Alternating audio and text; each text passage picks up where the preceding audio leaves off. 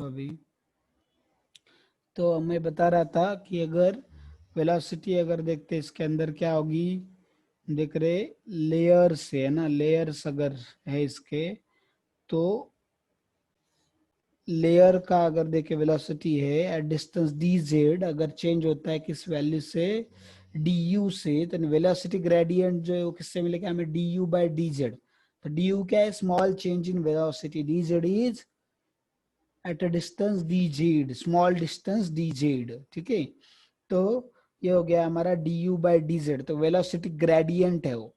तो हमें देखिए जो फ्लो ऑफ लेयर्स है, तो जो फोर्स लगता है इसका फ्लो, लेयर्स का फ्लो मेंटेन करने के लिए, तो हमें देखो ये जो लेयर का फ्लो चालू रहना चाहिए, लेयर बाय लेयर एक फ्लो उनका मेंटेन रहना चाहिए, उसके लिए फोर्स की जरूरत पड़ती है। तो ये जो फोर्स है वो क्या है, proportional to the area of contact of layers, जो लेयर का जो एक दूसरे के साथ कांटेक्ट है उस एरिया से डायरेक्टली प्रोपोर्शनल। अगर वो एरिया जितना ज्यादा रहेगा उतना वो फोर्स जो है फ्लो लेयर का मेंटेन करने के लिए वो क्या रहेगा, ज्यादा रहेगा।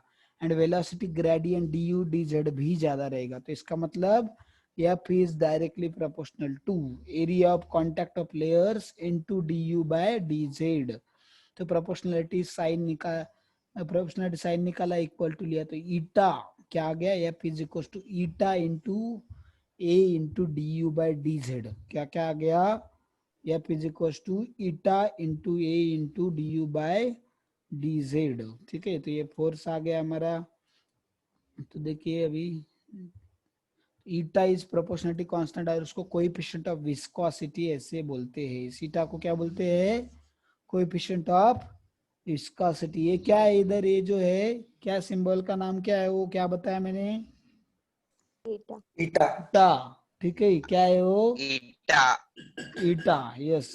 विस्कोसिटी कोएफिशिएंट जो है, देखिए वेलोसिटी ग्रेडियंट अगर यूनिटी है एंड एरिया ऑफ कांटेक्ट भी यूनिटी है, तो क्या होगा, force is equal to viscosity coefficient. क्योंकि हम देखेंगे ना अभी ये पिछला फॉर्मूले में अगर वापस जाएंगे हम, तो देखिए ये फॉर्मूले में अगर हम क्या करते हैं, ये को 1 रखते हैं और D U by D Z को 1 रखते हैं, तो क्या बनेगा, एफ इज इक्वल टू ईटा। मतलब क्या कि फोर्स जो है, फोर्स इज इक्वल टू ईटा हो रहा है, विस्कोसिटी कोएफिशिएंट फोर्स के बराबर हो जाएगा कब, जब area of contact is unity and D U by D Z velocity gradient is also unity, that time force will become equal to eta. Force किसके बराबर बन जाएगा, ईटा के बराबर बन जाएगा। ये समझा सबको, यस सर। या।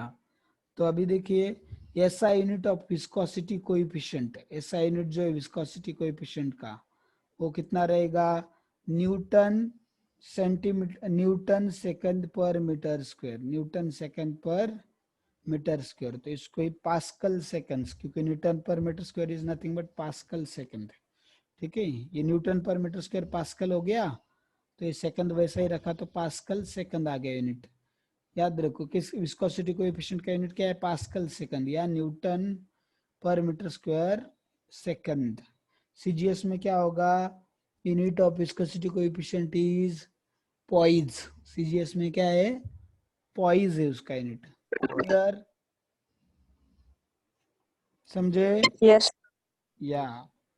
Yes 1 poise is equal to क्या है, देखो 1 ग्राम पर सेंटीमीटर पर सेकंड, 1 ग्राम पर सेंटीमीटर पर सेकंड, या 10⁻⁻1 kilogram per metre per second, that is your 1 poise.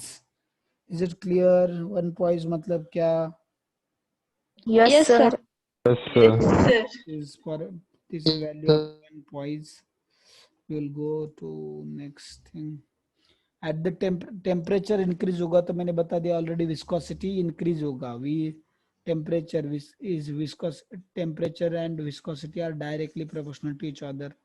With increase in pressure viscosity increases, क्योंकि प्रेशर इंक्रीज होगा तो मॉलिक्यूलर इंटरमॉलिक्यूलर डिस्टेंस कम होगा तो इंटरमॉलिक्यूलर फोर्स बढ़ेगा, इसलिए viscosity is directly proportional to pressure also. Temperature को भी डायरेक्टली प्रोपोर्शनल है, प्रेशर को भी। इंटरमॉलिक्यूलर फोर्स इंक्रीज होता है तो विस्कोसिटी भी इंक्रीज होती है, तो viscosity directly proportional to intermolecular force of attraction also. Okay, guys. Sir, in first point, temperature increases and viscosity decreases is given. अरे हाँ, सॉरी सॉरी, मैंने उल्टा बता दिया। Yes yes, inversely proportional. देखो, क्यों टेम्परेचर इंक्रीज होगा तो काइनेटिक एनर्जी क्या होगी पार्टिकल की? इंक्रीज होगी। increases, काइनेटिक एनर्जी इंक्रीज होगी तो वो क्या करेगा? इंटरमोलिकुलर फोर्स को ओवरकम करेगा और फ्री होगा मूवमेंट के लिए। तो फिर उसका वेलोसिटी बढ़ेगा कि कम होगा? वेलोसिटी बढ़ेगा, वेलोसिटी बढ़ेगा, मतलब फ्लो बढ़ रहा है, इसका मतलब विस्कोसिटी क्या हो रहा है? कम होगा। कम हो रहा है। कम हो रही, यस, तो इसलिए viscosity and temperature are inversely proportional. तो समझा, विस्कोसिटी टेम्परेचर इनवर्सली प्रोपोर्शनल। फिर viscosity and pressure directly proportional. Viscosity and intermolecular force of attraction are, हम देखते हैं उस पे, directly proportional to each other. Clear? Yes, sir. या नेक्स्ट देखो, वाटर का हम देख रहे हैं, वाटर का ज्यादा है किससे? ये क्या है, इसका नाम क्या है, कौन बताएगा? CH3CH2 है। इथेनॉल। यस, इथेनॉल और इथेनॉल। इथिल अल्कोहल और इथेनॉल। ठीक है। ऑयल का क्या है? वाटर से ज्यादा है। वाटर का इथेनॉल से ज्यादा है, ऑयल का वाटर से ज्यादा है। ठीक है। सो ये हो गया इसके बारे में। Viscosity of water at several temperature. Several temperature पे विस्कोसिटी ऑफ वाटर देखो, टेम्परेचर डिग्री सेल्सियस, तो 20, 40, 60, 80 अलग अलग डिग्री सेल्सियस दिया, विस्कोसिटी अलग अलग टेम्परेचर पे दिया है। तो देखो टेम्परेचर बढ़ता जा रहा है तो विस्कोसिटी क्या होती जा रही है इधर? कम होती जा रही है। कम होती Decrease. जा रही है। हाँ, कम। कम होती जा रही है, डिक्रीज होती जा रही है। यस, उसके रीजन बताया मैंने, काइनेटिक एनर्जी वगैरह वगैरह। बोलो क्या आंसर होगा इसमें? Laminar Laminar flow. flow. Laminar Laminar flow. flow, yeah, regular gradation of this velocity in passing from one layer to the next is laminar flow. Okay, we'll go to next one. Next question. Synopsis देखिए, chapter का synopsis. तो tendency of liquefaction of gas. ठीक है। तो easily लिक्विफाइबल gases का intermolecular force क्या होता है? ज्यादा होगा तो उसको लिक्विफाई जल्दी होगा, है ना। और ये इंटरमोलिकुलर फोर्स ऑफ अट्रैक्शन किससे डिनोट किया जाता है? स्मॉल ए से। A. स्मॉल ए से डिनोट करते। तो ए का वैल्यू जितना ज्यादा होगा उतना लिक्विफाइबल और गैस ज्यादा होगा। ठीक है। तो सबसे ज्यादा इजीली लिक्विफाइबल गैस कौन सा है? SO2, उसके बाद अमोनिया, उसके बाद वाटर, उसके बाद CO2। ठीक है। तो ये याद रखो, इसके ऊपर क्वेश्चन पूछा जा चुका है और पूछते हैं, तो this you should remember, very important. SO2 का सबसे ज्यादा, फिर NH3, फिर H2O, फिर CO2। ठीक है। क्लियर? yes sir, नेक्स्ट देखिए, Yes, sir. decreasing the value of constant A, decreasing the tendency to liquefy। तो A जितना ज्यादा उतना लिक्विफिकेशन ज्यादा, A कम तो लिक्विफिकेशन कम। हमने देखा above gases have higher value of A as compared to the permanent gases, O2, N2, H2, helium, neon।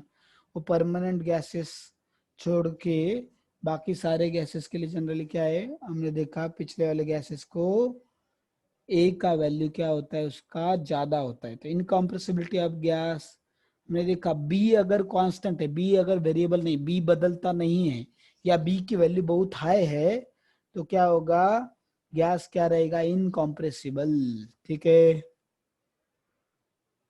yes एक तो बी का वैल्यू हाई चाहिए, नहीं तो बी क्या होना चाहिए? कांस्टेंट होना चाहिए, wide range of temperature pressure के लिए। टेम्परेचर प्रेशर हम दोनों बदल रहे तो भी बी अगर नहीं बदलता है तो गैस क्या रहेगा? Incompressible. Gas will be incompressible. Next देखो, क्रिटिकल कांस्टेंट्स। सॉरी, काफी बच्चा है, मुझे लगा अपना हो गया, इसलिए I was taking very slowly. See now, critical constant. Critical temperature मतलब ऐसा टेम्परेचर जिस टेम्परेचर के, अगर देख रहे हैं हम, जिस टेम्परेचर के ऊपर कितना भी प्रेशर लगाओ आप, गैस क्या नहीं होगा? लिक्विफाई नहीं किया जा सकता, उसको क्रिटिकल टेम्परेचर बोलेंगे। क्रिटिकल टेम्परेचर मतलब क्या?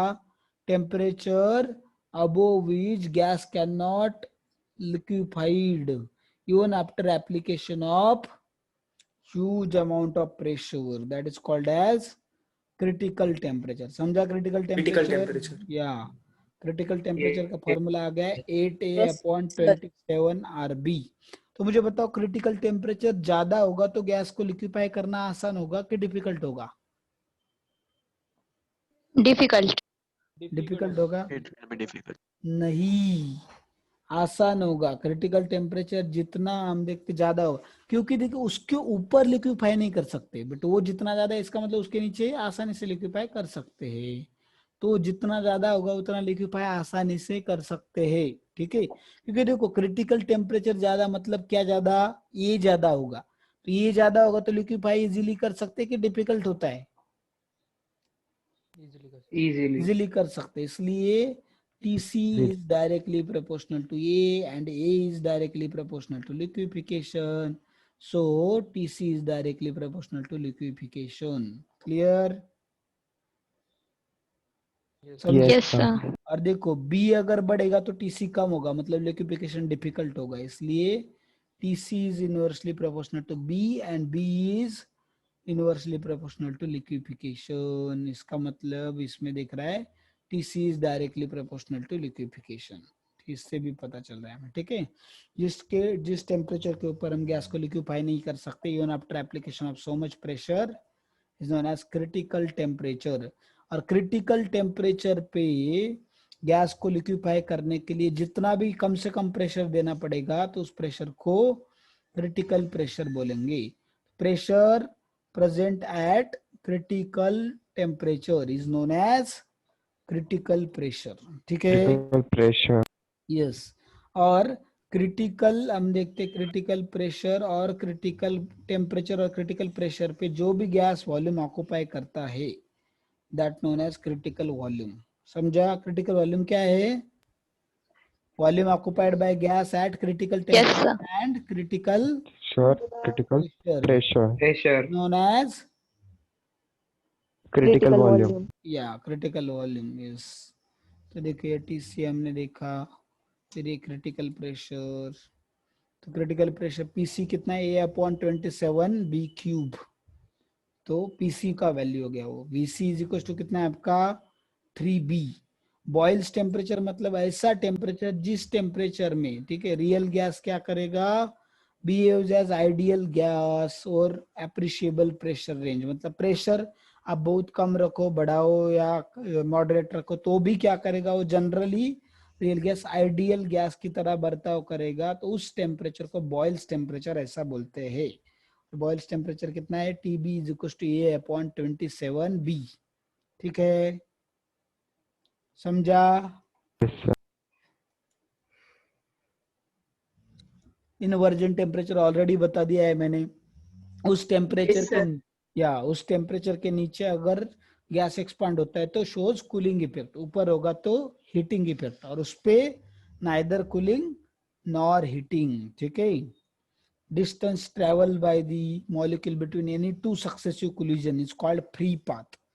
Distance travel by particle molecules between any two successive collision is called as free path, and average वो सारे डिस्टेंसेस का अगर एवरेज लेंगे तो उसको मीन फ्री पाथ बोलते हैं। तो L1 + L2 + L3 upon n करेंगे तो that is mean free path. Clear? Mean free path, इसके ऊपर क्वेश्चन पूछे जा चुके, पूछे जा सकते हैं। तो मीन फ्री पाथ का फॉर्मूला याद रखो। तभी नेक्स्ट देखो, mathematically L bar is 1/√2 pi sigma square n वगैरह वगैरह, वो सब ठीक है, जान दो, उसका कुछ नहीं है। वेपर प्रेशर ऑलरेडी देखा हमने, ये वेपर प्रेशर मैंने बता दिया आपको, है ना। Factors affecting the vapour pressure, nature of the liquid, magnitude of intermolecular forces and in vapour pressure are inversely proportional, ये भी बता दिया मैंने।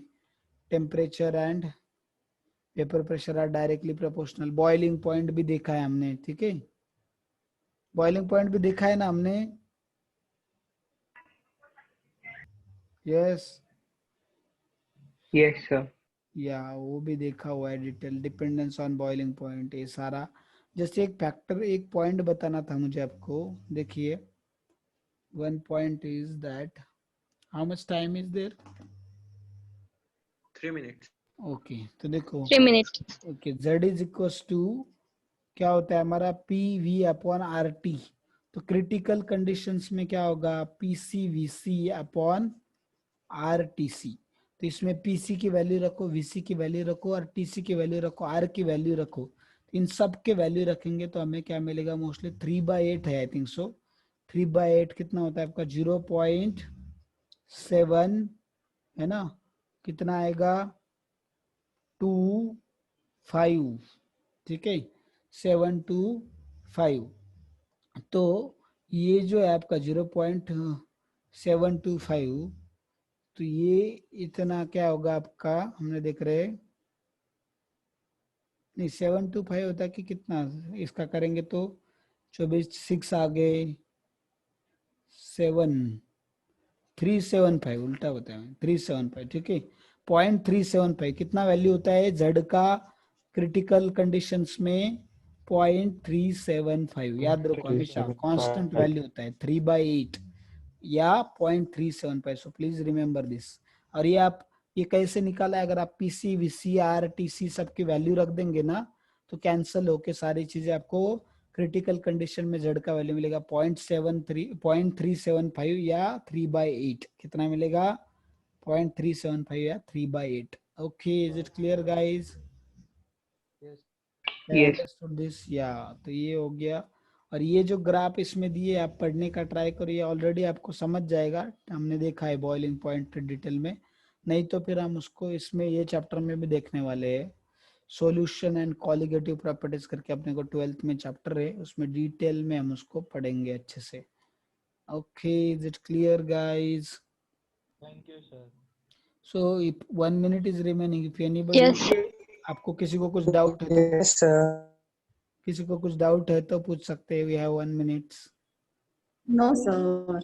नहीं है okay then thank you very much. तो अभी मैं आज क्या करूंगा पीडीएफ भेजूंगा ग्रुप पे 31 ईयर्स और 41 ईयर्स के।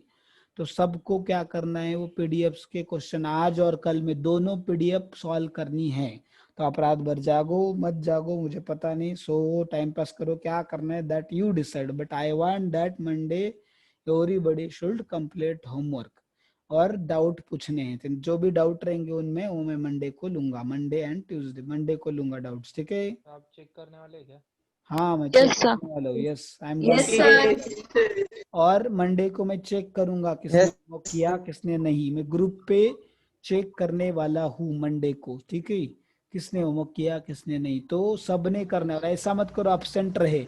अगर कोई एब्सेंट रहा तो मंडे का ट्यूसडे का वीडियो किसी को दिया जाएगा नहीं, ना ही मंडे ट्यूसडे का। आप किसी को अगर डाउट्स उसके बारे में बाद में किसी को कुछ डाउट है इस चैप्टर में तो मैं बताऊंगा, अभी नहीं। पर मंडे को आप अगर एब्सेंट है तो इसलिए मंडे को everybody should be present and everybody should solve all question. और अगर जो नहीं आते उसको पूछो as a doubt no problem, but ऐसा नहीं होना चाहिए कि पूरे नहीं आए हमको। एटलीस्ट 70% क्वेश्चन आपने सॉल्व करना चाहिए क्योंकि हमने इतना है किया है, मतलब इस 70 मिनिमम बोल रहा हूँ ठीक है, मिनिमम 70। सपोज 30% आपको डाउट है तो it's okay, but minimum 70% solve करने चाहिए। टोटल कितने हैं? और ये 30% जो है उसको भी ट्राई करना चाहिए, कम से कम आपने फॉर्मूला लिख के या कुछ तो सॉल्व करने का कोशिश किया हो ना। चाहे ऐसा नहीं कि 30% जानबूझ के छोड़ देंगे हम अभी, वैसा नहीं है। पूरे ट्राई करो, मैक्सिमम 100 रहेंगे, ज्यादा से ज्यादा 100 क्वेश्चन रहेंगे। 100 कुछ है नहीं वैसे, इतने से तो है ठीक है। Okay okay sir. Yes, sir. Yes, sir. चलो थैंक यू। तो आपको Yes, हर एक चैप्टर के ऊपर कम से कम 400 400 300 300 क्वेश्चन सॉल्व करने हैं आपको। 400 या 300 क्वेश्चन सॉल्व करने हैं आपको कम से कम। then only you can hope something good result in JEE and NEET, otherwise there is no possibility of good result. So please solve as much as questions. So thank you very much, we'll stop here now.